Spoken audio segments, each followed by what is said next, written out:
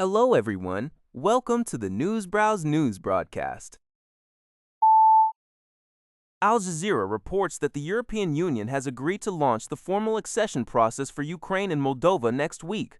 During a meeting in Brussels, ambassadors from the 27 EU member states cleared the way for negotiations to officially recommence in Luxembourg on Monday. The accession talks had been stalled due to opposition from Hungary's previous government, led by Viktor Orban.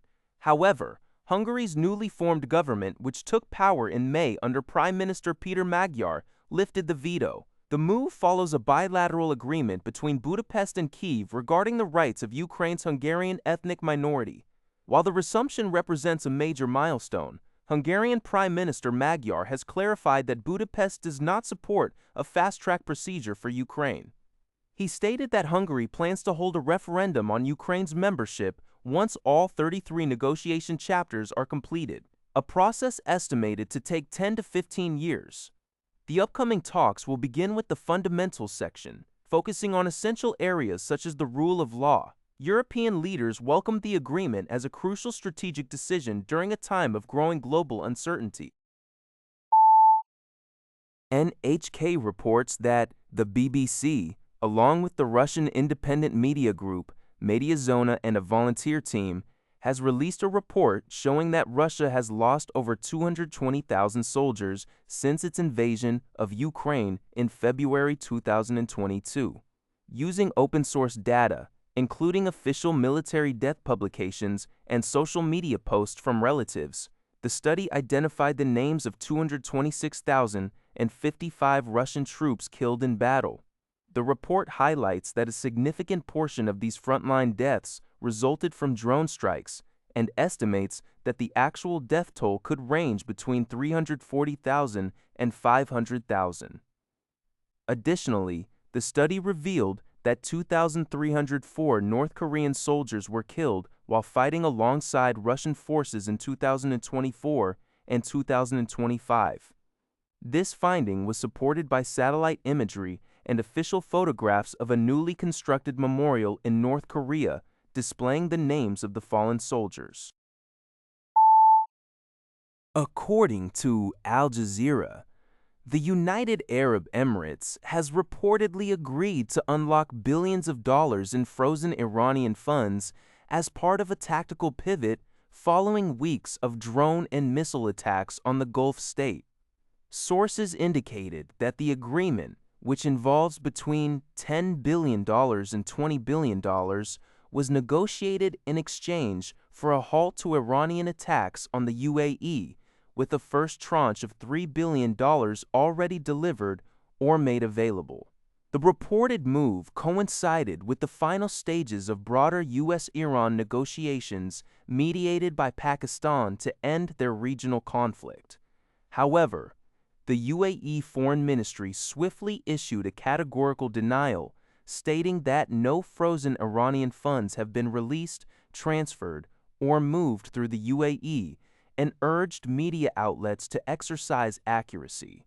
Meanwhile, U.S. Vice President J.D. Vance clarified that any potential deal would not result in the immediate release of frozen funds, but would instead flow economic benefits to Tehran only if it meets its obligations.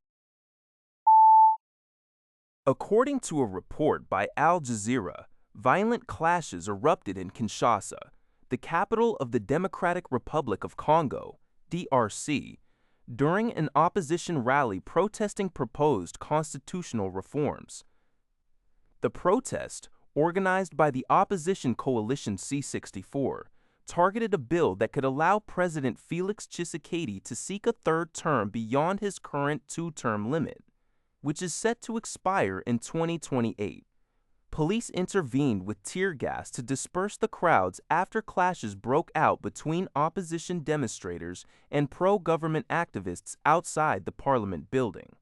Several individuals were injured during the unrest, including prominent opposition leader Martin Fayulu, who was seen bleeding from the face. The political turmoil comes at a challenging time for the DRC, which is currently grappled with multiple crises, including a new Ebola outbreak and escalating conflict with the Rwanda-backed M23 rebel group in the eastern region. Opposition parties have united under the C-64 banner, describing the proposed constitutional amendments as a serious threat to the country's democratic stability. According to a report by Asahi Shimbun, China is intensifying its opposition to the recent agreement between Japan and the Philippines to begin negotiations on defining their overlapping exclusive economic zone (SEZ) boundaries. In a show of force, China dispatched a fleet from its Maritime Safety Administration to patrol the waters on the eastern side of Taiwan. The state-run Xinhua News Agency reported that the fleet raised the Chinese national flag in the area for the first time.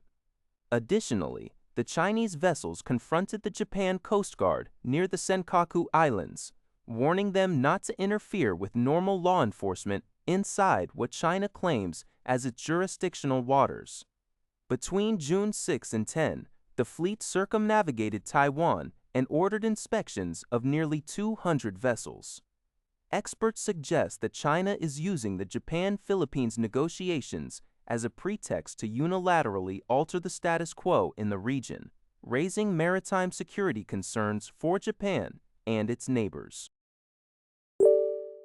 That's all for this video. Thank you for watching. See you in the next video.